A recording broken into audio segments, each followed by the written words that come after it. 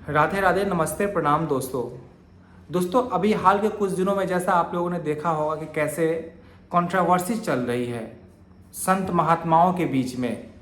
मैं इसमें सिर्फ संत महात्माओं को नहीं देखता हूँ, इस कंट्रोवर्सी में मैं शुभंकर मिश्रा को भी उतना ही गुनाहगार मानता हूँ। क्योंकि आप देखिए ना, राम अनुजाचार्य जी किसके पॉडकास्ट में बैठे हुए थे? शुभंकर मिश्रा के, एक मीडिया के, एक जर्नलिस्ट के। और आज का मीडिया क्या कर रहा है आप सबको पता है।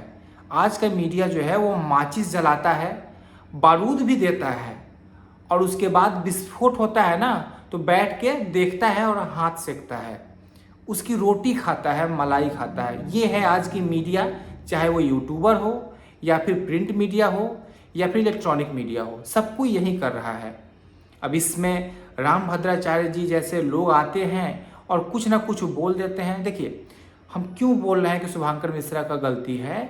क्योंकि जब आप किसी धर्माचार्य को, किसी संत को, किसी पीठाधीश्वर को जब अपने पॉडकास्ट पे, अपने इंटरव्यू पे बुलाते हैं तो आपको तय करना चाहिए ईमानदारी से कि हमारा क्वेश्चन क्या रहेगा, हमारे डिस्कशन का टॉपिक क्या रहेगा। धर्माचार्य से आप धर्म की बात करते हैं, वो राम जी के भक्त हैं तो आप उनके श्री राम के चरित्र पे चर्चा करते हैं, रामचरित मानस पे चर्चा करते हैं, वाल्मीकि रामायण पे चर्चा करते हैं। आप चर्चा करते हैं कि भारत में धर्म का विस्तार कैसे हो, भारत में धर्म की स्थिति क्या है, हम कैसे अपने युवाओं में धर्म का आचरण और प्रबल करें, कैसे हम धर्म के पथ पे और अग्रसर हों, कैसे हम भगवत प्राप्ति करें, भगवान के स्वरूपों की चर्चा करते हैं। आप रामचरितमानस पे 2 घंटे की पॉडकास्ट कर सकते हैं। आप धर्म पे, अब इतने बड़े ज्ञानी महापुरुष बैठे हुए थे आपके सामने, तो क्या आपको धर्म पे चर्चा करने के लिए टॉपिक कम हो गए थे क्या? आपको क्यों पूछना था कि फलाना संत ऐसा क्यों है, फलाना संत को लोग ऐसे बोलते हैं तो आप क्या सोचते हैं? आपको दूसरे के बारे में क्यों, मतलब आप वो बॉलीवुड की तो हस्ती नहीं थे, न तो वो कोई मीडिया कर्मी थे, न ही पॉलिटिशियन थे। तो संत से आप उनके बारे में पूछते हैं कि महाराज जी आप अपने जीवन की अनुभवों को बताइए, महाराज जी आप ये बताइए आप कभी भगवत स्मरण कैसे करते हैं, आप कभी भगवत दर्शन कैसे किए हैं। बहुत सारी चर्चा हो सकती है वैसे महापुरुषों से, वो जीवन के एक तरीके से आखिरी पड़ाव पे हैं, आप पूरी ज़िंदगी का निचोड़ निकाल सकते थे उनसे, लेकिन नहीं, आपको उनके पूरे पॉडकास्ट से कंट्रोवर्सी निकालना था, आपको एक क्लिप कटिंग करनी थी, कुछ ऐसा निकल जाए, कुछ मसाला निकल जाए जिससे मेरी पॉडकास्ट हिट हो जाए, जिससे मैं कुछ ऐसा विस्फोटक चीज़ निकाल लूँ उसमें से, आपको वो करना था। तो आपने ले लिया कि अच्छा प्रेमानंद महाराज जी को ये लोग, अब सोचिए, आप गौर से सोचिए उस बंदे का, शुभंकर मिश्रा का इंटेंशन क्या था।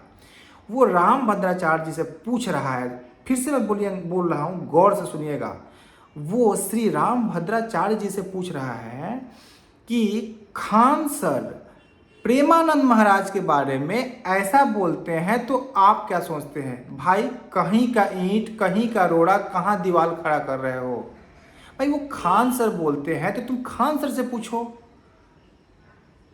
खेसारी लाल प्रेमानंद जी के यहाँ जाने वालों के लिए ऐसा बोलते हैं तो आप क्या सोचते हैं? भाई तू खेसारी लाल से पूछ, भाई जो जा रहा है उससे पूछ, भाई तू राम भद्राचार्य जी से क्यों पूछ रहे हो? तो ये आप उनके मुंह में उंगली डाल के उनसे कुछ बाइट निकलवाना चाह रहे थे।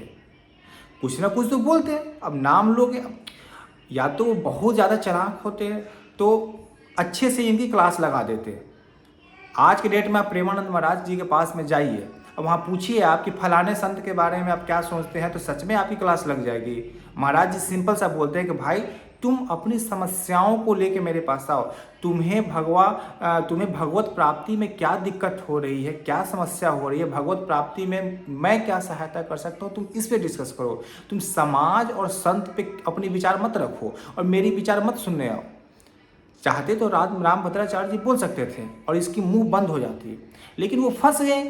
एक जर्नलिस्ट, एक चालाक चतुर जर्नलिस्ट यूट्यूबर के जाल में फंस गए राम भद्राचार्य जी, और उन्होंने बयान दे दिया। अरे खेसारी लाल बोला, खेसारी से पूछो तुम, खान सर पूछ रहे, अगर बोल रहे हैं कि वो चमत्कार है तो खान सर से पूछो तुम, राम भद्राचार्य जी क्या करेंगे? तुमको रामभद्राचार्य जी से रामभद्राचार्य जी की जीवनी पे बात करो, उनके अनुभवों पर बात कर सकते थे तुम। तो मैं इसलिए बोल रहा हूँ कि शुभांकर मिश्रा सबसे बड़ा गुनाहगार है। शुभांकर मिश्रा को कोई और टॉपिक नहीं मिल रहा है, उनको बस एक पॉडकास्ट करना है, पॉडकास्ट से तो 10 क्लिप निकालनी होती है, बस वो क्लिप निकालने के लिए उनको मसाला चाहिए था।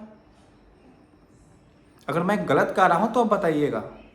और ये सिर्फ शुभांकर मिश्रा की कहानी नहीं है, जितने पॉडकास्ट शो चल रहे हैं, जितने न्यूज़ शो चल रहे हैं, न्यूज़ कम हाइलाइट्स ज़्यादा दिखाना होता है, कुछ ऐसा मसाला मिल जाए। न्यूज़ नहीं दिखाते हैं, वो मसाला की तलाश करते हैं।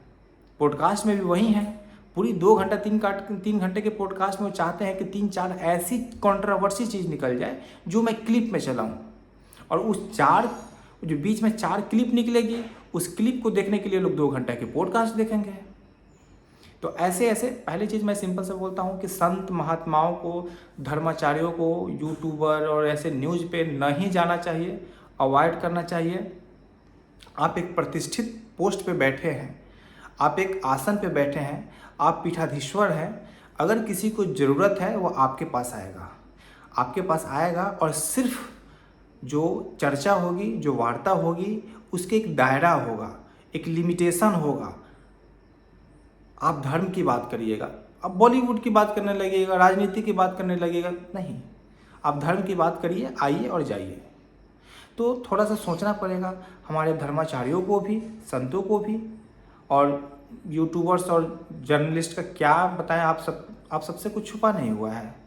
बाकी आपका क्या विचार है? क्या वाकई में शुभांकर मिश्रा ज़्यादा गुनाहगार है? आप जरूर बताइएगा कमेंट करके, आपकी क्या राय है इस पर। राधे राधे, नमस्ते, प्रणाम।